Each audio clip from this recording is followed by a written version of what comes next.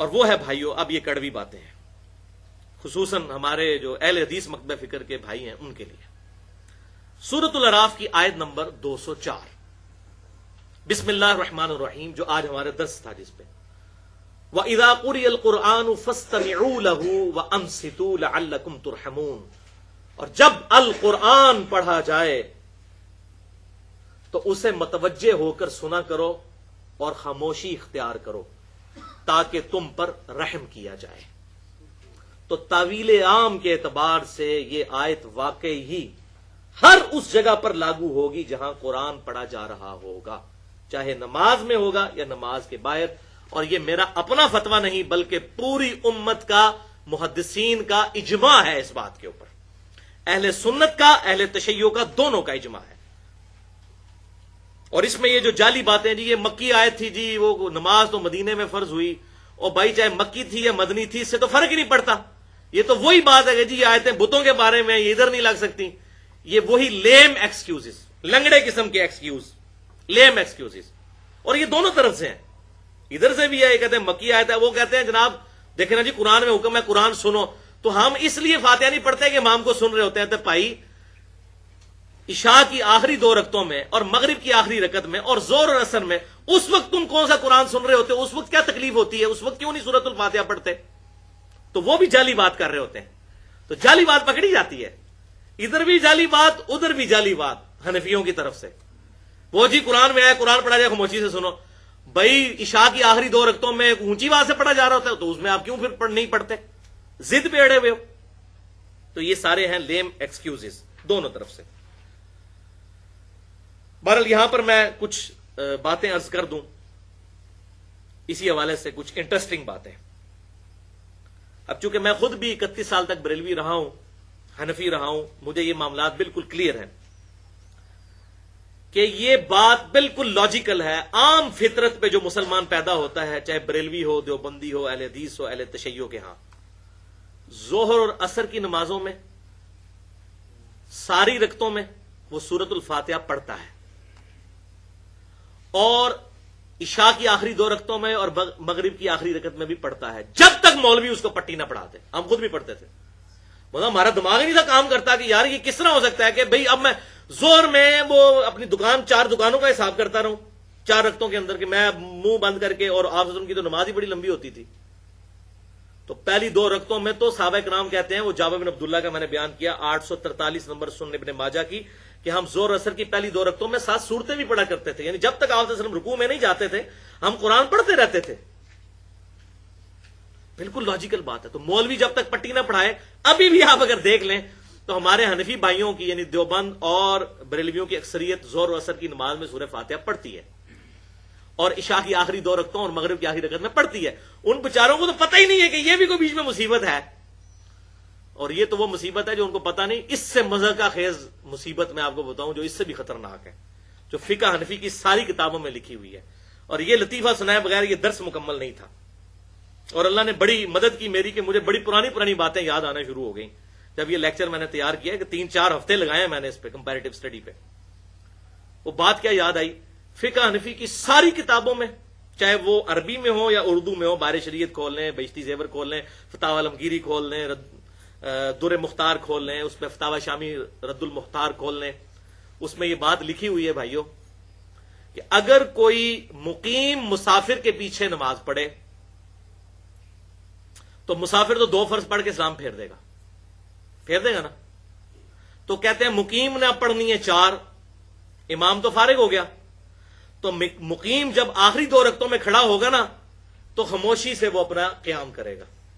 امام صاحب بیچارے جوتیاں پا کے کاٹ جا چکے ہیں، وہ کہتے ہیں نہیں وہ چونکہ امام کے پیچھے ہی شمار ہے۔ اب مجھے بتاؤ یہ دنیا کی کس ڈکشنری میں وہ امام کے پیچھے شمار ہوگا؟ امام نے تو سلام پھیر دیا اور نماز مکمل کر چکا ہے۔ وہ کہتے ہیں نہیں، چونکہ وہ تکبیر اولیٰ سے امام کے ساتھ شامل ہوا تھا تو امام کی قرات مقتدی کے لیے کافی ہے، لیکن بھائی جی امام قرات کر ہی نہیں رہا تیسری 4تھی رکعت میں۔ وہ کہتے ہیں نہیں، یہ ہمارے بزرگوں نے مسئلہ بتایا ہے کہ مقیم جو ہے مسافر کے پیچھے آخری 2 رکعتوں میں خاموشی سے اندازہ کر لے کہ کتنی دیر میں فاتحہ پڑھی جاتی ہے، اتنا اندازہ وہ خاموشی سے کھڑا رہے اور پھر رکوع میں جائے۔ اس سے کسی کی بدنیتی اور شیطان کا حملہ اس بندے پہ چیک ہو جاتا ہے کہ یہ اب دنیا کی کس عدالت میں یہ مقدمہ پیش کیا جا سکتا ہے.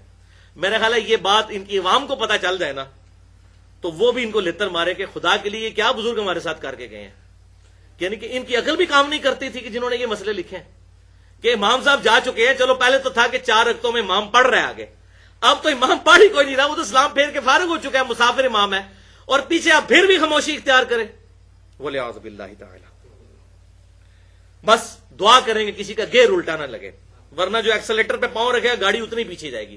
اب یہ گیئر الٹا لگ چکا ہوا اصل میں, تو جتنا ایکسیلیٹر دبائیں گے گاڑی آگے نہیں جانی, پیچھے ہی جانی ہے. اسی طریقے سے ہم خود بھی بریلوی رہے 31 سال تک, جو بند میں بھی عرصہ گزرا, اس وقت بھی الحمدللہ میری یہ عادت تھی کہ فجر کی نماز میں اگر میں مسجد میں پہنچوں اور امام نے نماز شروع کر لی ہو تو میں کبھی سنتیں نہیں پیچھے پڑتا تھا. میری عقل ہی نہیں مانتی تھی کہ فرض نماز کھڑی ہے اور میں پیچھے جو ہے وہ اپنا کام شروع کر دوں. اور ان ظالموں کو اب نہیں ان کو یہ آیت یاد آتی وَإِذَا قُرِئَ الْقُرْآنُ فَاسْتَمِعُوا لَهُ وَأَنصِتُوا لَعَلَّكُمْ تُرْحَمُونَ. جب قرآن پڑھا جائے تو خاموشی سے سنا کرو, ٹھیک ہے, اس کو متوجہ ہو کر خاموش رہا کرو. یہ بات نہیں یاد آتی. ہم تو قائل ہیں, ہم کہتے ہیں خاموشی رکھیں, امام کے پیچھے بھی رکھیں, صرف سختوں میں پڑھیں. وہ آگے آ رہی ڈیٹیل بات. اور تو یہ سنتیں پیچھے دبائی آتے, اور اس وقت بھی الحمدللہ میری عقل نہیں مانتی تھی. وہ تو مجھے بعد میں پتا چلا کہ صحیح بخاری اور صحیح مسلم کی متفق علیہ حدیث ہے کہ آپ صلی اللہ علیہ وسلم نے ارشاد فرمایا کہ جب فرض نماز کی اقامت ہو جائے تو کسی کے لیے جائز نہیں ہے کہ اس فرض نماز کے علاوہ کوئی اور نماز پڑھے. وہ عقل بھی مانتی ہے. اب پیچھے سنتیں بعد میں بھی پڑھ سکتے ہیں, سنتوں کا تو کوئی مسئلہ نہیں, سورج نکلنے کے بعد بھی پڑھ سکتے ہیں.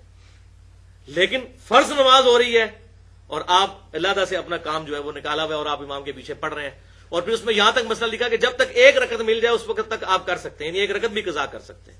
وَلِعَوْذُ بِاللَّهِ تَعَالَى. اب یہ معاملہ سختوں والا بھی میں ذرا کلیئر کر دوں کھول کر. امام بخاری کی کتاب جز القراء سے ورڈ بائی ورڈ امام بخاری کے میں الفاظ بیان کرنے لگا ہوں, خصوصاً ہمارے اہل حدیث بھائیوں کے لیے, کیونکہ وہ بھی اس میں الا ماشاءاللہ غلطی کا شکار ہے. جز القراء حدیث نمبر ہے 36. امام بخاری رحمت اللہ علیہ حدیث لے کر آئے سیدنا ابو ہریرہ رضی اللہ تعالیٰ عنہ کا قول کہ ہم آپ صلی اللہ علیہ وسلم کے پیچھے جب نماز پڑھتے تو آپ صلی اللہ علیہ وسلم نماز میں سکتہ فرمایا کرتے تھے. 2 سکتے, ایک فاتحہ سے پہلے اور ایک رکوع میں جانے سے پہلے, لیکن یہ پہلی رکعت میں. دوسری رکعت ڈائریکٹ فاتحہ سے شروع کرتے تھے, رکوع سے پہلے والا سکتہ اس میں ہوتا تھا. تو اب امام بخاری کے ذرا کامنٹ سنیں اسی حدیث نمبر 36 کے تحت. وہ کہتے ہیں ابو سلمہ بن عبد الرحمن تابعی, میمون بن مہران تابعی اور سعید بن جبیر تابعی رحمہم اللہ اجمعین. سعید ابن جبیر کے تو کیا کہنے, الحمدللہ شیعان علی میں سے تھے اور مخالفین بنو امیہ تھے, اور یہ وہی ہیں جن کو حجاج ابن یوسف نے اپنے دربار میں قتل کروایا تھا. اور بعد میں کسی نے خواب میں دیکھا تو حجاج ابن یوسف نے کہا کہ باقی لوگوں کے قتل کے بدلے میں تو مجھے 1 دفعہ قتل کیا گیا, لیکن سعید ابن جبیر کے قتل کے بدلے میں اللہ تعالیٰ روزانہ مجھے قتل کرتا ہے, جو میں نے اس نیک انسان کو قتل کیا. اور عبداللہ ابن عباس کے سب سے بڑے شاگرد, بخاری اور مسلم کی درجنوں احادیث کے راوی سعید ابن جبیر رحمت اللہ علیہ, رضی اللہ عنہ بھی کہہ سکتے ہیں, علیہ السلام بھی کہہ سکتے ہیں, الحمدللہ. یہ 3 تابعی کا امام بخاری لکھ کے کہتے ہیں, اور دیگر اسلاف رحمہم اللہ سختوں میں قرات کے قائل تھے, سختوں میں, جب امام خاموش ہوتا ہے. اور ان کی دلیل یہی حدیث ہوا کرتی تھی کہ لا صلاۃ لمن لم یقرأ بفاتحۃ الکتاب, کہ اس کی نماز ہی نہیں ہے جو سورۃ الفاتحہ نہیں پڑھتا.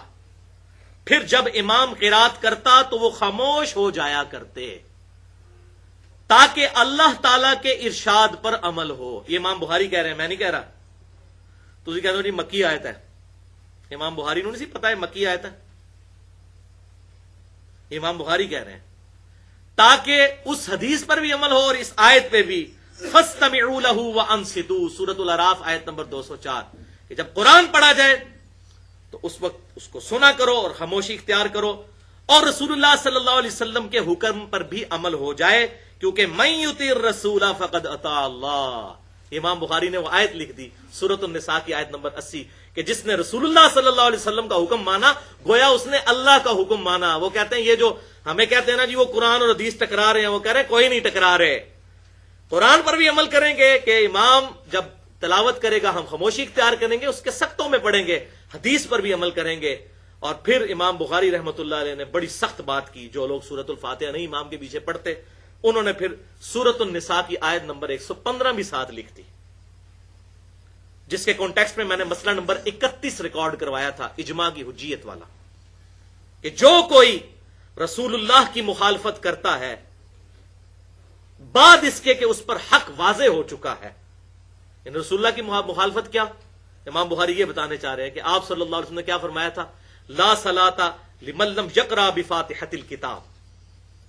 تو سورۃ الفاتحہ نہ پڑھنا رسول اللہ کی مخالفت ہے بعد اس کے کہ اس پر حق کھل چکا اور مومنین کے راستے کو چھوڑ دیتا ہے. یعنی کس کے؟ صحابہ کرام علیہم رضوان کے.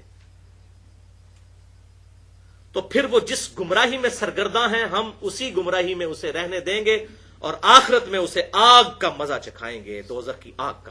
وَلِعَاذُ بِاللَّهِ تَعَالَى. اتنی سخت یہ آیت امام بخاری نے اس جگہ پر نقل کی، حدیث نمبر 36 کے انڈر جز القراء امام بخاری کی کتاب ہے. اور یہ نہ سمجھیے گا بھائیو امام بخاری نے کوئی خود سے فتویٰ لگایا. سیدنا ابو ہریرہ رضی اللہ تعالیٰ عنہ جو ساری احادیث کے راوی ہیں، ان کا قول صحیح سند کے ساتھ جز القراء میں امام بخاری نے 274 نمبر پر حدیث وہ نقل کی، حدیث موقوف، وہی جو آپ کے اس ریفرنس پیج کے اوپر سیکنڈ آس لکھی ہوئی ہے. للامام سکتتان، امام کے لیے ہیں دو سکتے. فاغتنموا القراءۃ فیہما بفاتحۃ الکتاب. تو ان دو خاموشیوں اور سکتوں میں سورۃ الفاتحہ پڑھنے کو غنیمت سمجھو. اور اس سے بھی بڑھ کر سیدنا عبداللہ بن عمر بن عاص رضی اللہ تعالیٰ عنہ کا قول بھی نقل کیا، بلکہ یہ مرفوع حدیث کے درجے میں ہی آ جائے گی یہ بات. امام بہقی نے اپنی کتاب کتاب القراء کے اندر حدیث نمبر 301 اور 302 انہی دو سختوں کے بارے میں عبداللہ بن عمر بن عاص رضی اللہ تعالیٰ عنہ، یہ وہی صحابی ہیں جو حضور صلی اللہ علیہ وسلم کی ہر بات لکھ لیا کرتے تھے. سنن نبی داؤد میں آتا ہے. پھر کچھ صحابہ نے کہا آپ انسان ہی ہیں، کوئی بعض کہا تھا آپ جذبات میں بھی کوئی بات کر دیں، تو انہوں نے حدیثیں لکھنا چھوڑ دی. تو آپ صلی اللہ علیہ وسلم نے اپنی مبارک زبان پکڑ کر فرمایا کہ اللہ کی قسم اس زبان سے حق کے سوا کچھ نہیں نکلتا. تو یہ حدیثیں لکھا کرتے تھے اور صحیح بخاری میں موجود ہے. حضرت ابو ہریرہ کہتے ہیں مجھ سے بھی زیادہ حدیثیں عبداللہ بن عمر بن عاص کے پاس ہیں، کیونکہ میں زبانی یاد رکھتا ہوں اور وہ لکھ لیتے ہیں. اور انہی کا وہ صحیفہ صادقہ بھی موجود ہے جس کے قلمی نسخے بھی مل چکے ہوئے ہیں. عبداللہ بن عمر بن عاص رضی اللہ تعالیٰ عنہما. تو کتاب القراء امام بہقی کی 301 اور 302 نمبر حدیث وہ کہتے ہیں کہ جب آپ صلی اللہ علیہ وسلم سکتہ کرتے تو ہم آپ صلی اللہ علیہ وسلم کے پیچھے سورۃ الفاتحہ پڑھا کرتے. پھر آپ صلی اللہ علیہ وسلم جب قرات شروع کرتے تو ہم خاموشی اختیار کر لیتے. اس کے بعد جب آپ صلی اللہ علیہ وسلم خاموش ہو جاتے یعنی دوسرا سکتہ کرتے تو پھر ہم قرات کرتے، یعنی ہم سے مراد جو بعد میں شامل ہوئے ہوتے. اور کیوں کرتے؟ ساتھ ہی اسی حدیث میں آتا ہے عبداللہ بن عمر بن عاص کہتے ہیں کہ آپ صلی اللہ علیہ وسلم ہم سے فرمایا کرتے تھے کہ ہر وہ نماز جس میں سورۃ الفاتحہ نہ پڑھی جائے وہ ناقص ہے، اس لیے ہم نماز میں سورہ فاتحہ بھی سکتوں میں پڑھا کرتے تھے. الحمدللہ بھائیو بالکل حق واضح ہو گیا. خود ہی فیصلہ کریں کہ سیف سائڈ کون سی ہے. اور یہاں پر میں فتویٰ نہیں لگاتا، لیکن یہ حدیث میرے امام کا تقاضا ہے، میں ضرور بیان کروں. سنن نبی داؤد میں انٹرنیشنل نمبرنگ کے مطابق 866 اور سنن ابن ماجہ میں 1426 اور مسند امام احمد میں موجود ہے، المستدرک للحاکم میں موجود ہے. امام ذہبی نے بھی موافقت کی ہے کہ آپ صلی اللہ علیہ وسلم نے ارشاد فرمایا قیامت کے دن سب سے پہلا سوال نماز کے بارے میں ہوگا. جس کی نماز درست نکل آئی اس کے اگلے سارے معاملات آسان ہوتے چلے جائیں گے، اور جس کی نماز درست نہ نکلی لا صلاۃ لمن لم یقرأ بفاتحۃ الکتاب، جس کی نماز درست نہ نکلی، ناقص نکلی، تو اس کے سارے معاملات آگے مشکل در مشکل ہوتے جائیں گے اور ذلت اور رسوائی اس کا انجام ہوگا. وَلِعَاذُ بِاللَّهِ تَعَالَى.